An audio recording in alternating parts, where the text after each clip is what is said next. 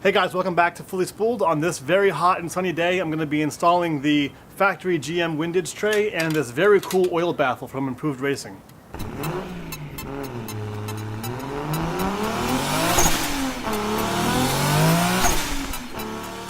It's been quite a few years now since I installed the oil pan on this engine. I don't recall what I used for a windage tray, if I even have one on there, so I figured I would pick up this windage tray because I'm going to be in there for another reason, and that is installing this oil baffle from Improved Racing. And I'm going with this because I've done a lot of research recently, and there's some horror stories online of people having their V8 LS engines lock up or seize in high G turns on racetracks because of oil starvation. So I'm going to go and install this. Wow, that was bright. I'm going to install this oil baffle in an attempt to help keep my oil levels in check when going through high-speed turns. Now, the reason why I've been kind of putting this whole process off is because I already have my accessories installed and my intake manifold and the fuel and everything ready to go.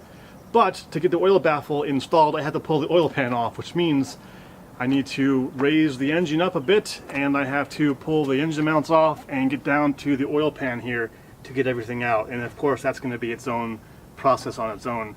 So I figured I might as well, while I'm down here, pull the engine mounts out as well and get them painted before getting the final engine installed finally for the final time.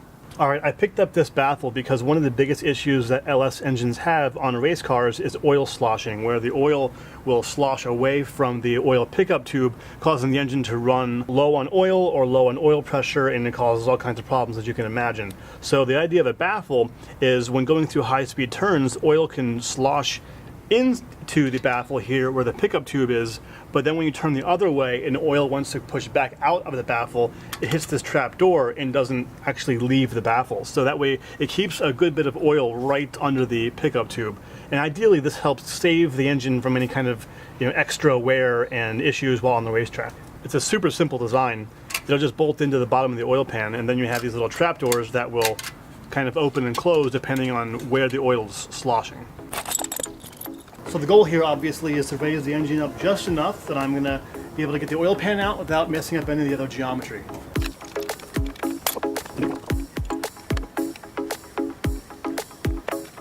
Alright, I think we might be good there. Hopefully I'll be able to get my wrench in there, get the bolts out, then drop the pan and kind of wiggle it out of there. Alright. Oh, it's always a little nerve-wracking crawling under a car on 4 jack stands, but I'm sure it'll be fine. But I should not have eaten a burrito before. That was a bad idea.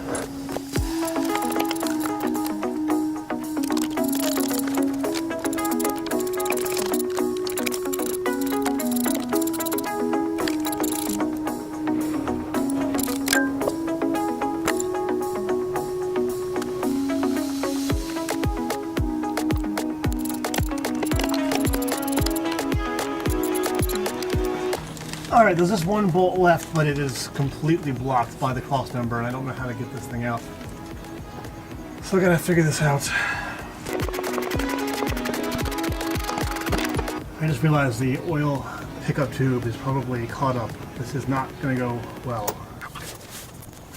Well, as you can see, the oil pan is separated, but the oil pickup tube is gonna be stuck down inside the factory baffle, the bottom part of the oil pan. So the problem is that I can't get the engine high enough with everything attached back here to get the oil pan out, so I'm going to try to unhook my crossmember here, which actually isn't even bolted to the transmission yet, and then lower it onto my jack, and hopefully I'll be able to get enough clearance doing that I can pull the oil pan out.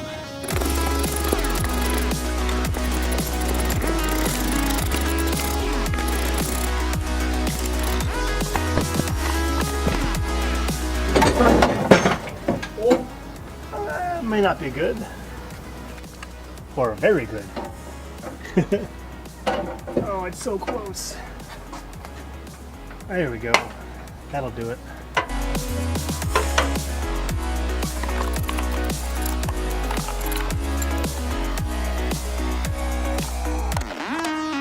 All right. Finally.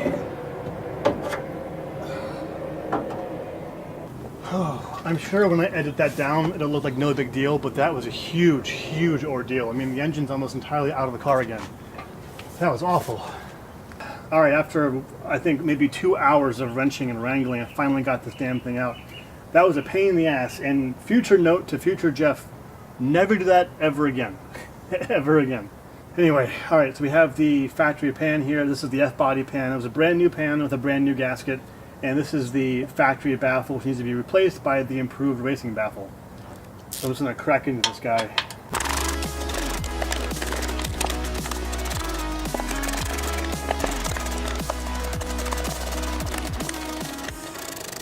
So if you remove the factory baffle,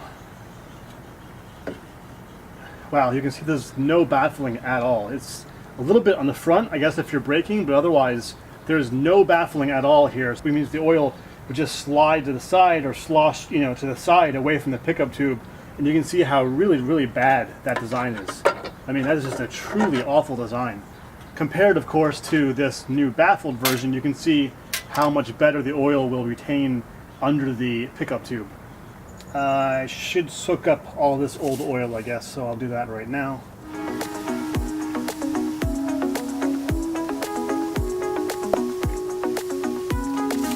Alright, as per the directions, I cleaned out the bottom of the pan. I also cleaned the crap out of the baffle itself, and I got a sweet kill switch from them, so thanks guys. Alright, so now we should be ready just to install this guy. It's kind of a shame putting it in the bottom of the oil pan because I'll never get to see it. It looks so beautiful, but you know, it'll do its job, so let's just pop this guy in there.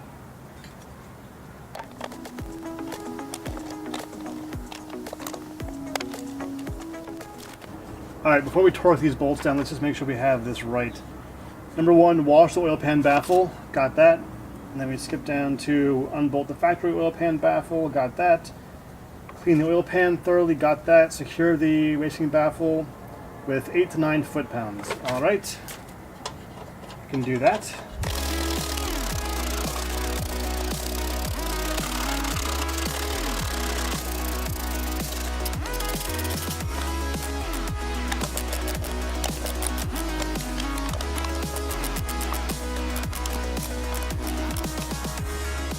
Alright guys, there we have it. It is finally installed, and it looks so good. It's really a shame I have to cover this up with an entire engine, but that's awesome. Look at those clearances in there. It is like right up against the wall. Really, really excellent engineering and fabrication on this piece. I am very, very impressed. Good job, guys. So here we have the factory truck windage tray that came with my engine. And for some reason it actually fit just fine with the F-body oil pan, but I don't want to take any chances, so I'm just going to install the tray that I bought for the correct F-body oil pan.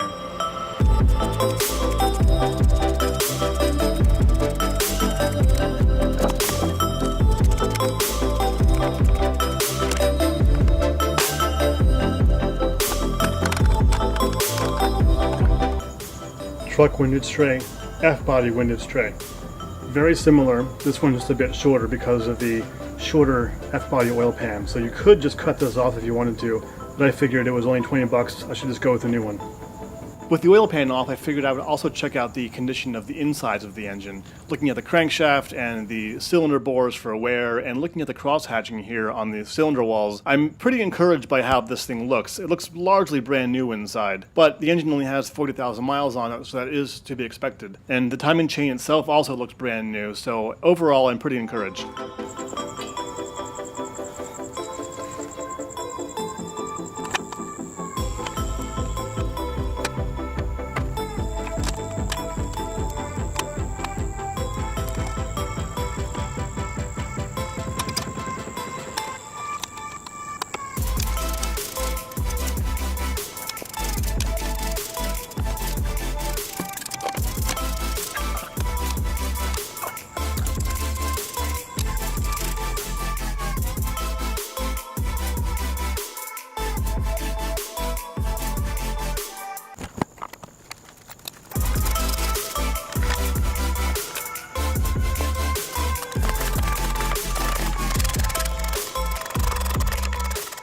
Alright, the oil pan is reinstalled. It's now too late to do any loud noises, which I need to do before I put the engine back in again, so I will finish this tomorrow. Current status, a mess.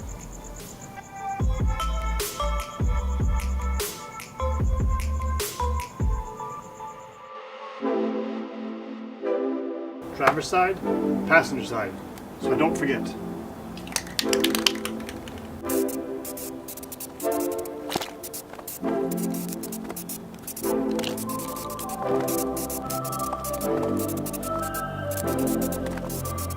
This stuff dries crazy fast. I'm just going to do one coat, I think, of the primer.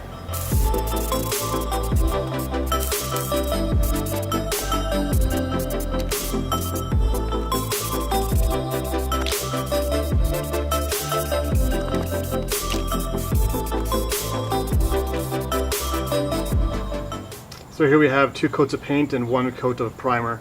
I think this will be hopefully able to handle whatever I throw at it. And if not, I can always take them out and paint them again.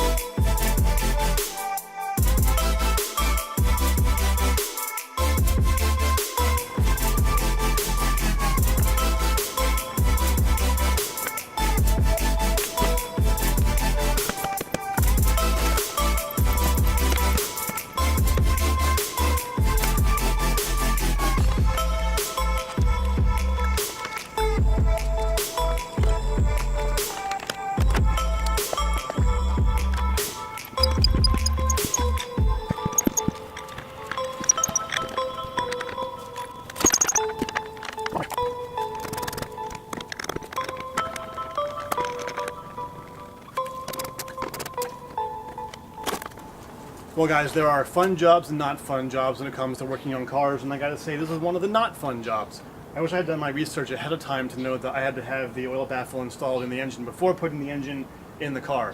It was not too much fun having to undo everything and get the engine halfway out again, but it got taken care of. I'm happy it's taken care of. I'd rather know that my oiling system is good to go for high G-turns and more importantly drifting, so it's all good. And I learned something, and I painted my engine mount, so all in all, not too bad. So I'm losing light, so I'm going to say goodbye for the episode, but anyway, thanks again for watching. A lot more coming up on a fully spooled. Obviously, the engine is going to be started very, very soon. I've been saying that for, I think, months now, but it's very true. So yeah, thanks for watching. If you like this kind of stuff, leave me a like, maybe subscribe, and I'll see you guys next time.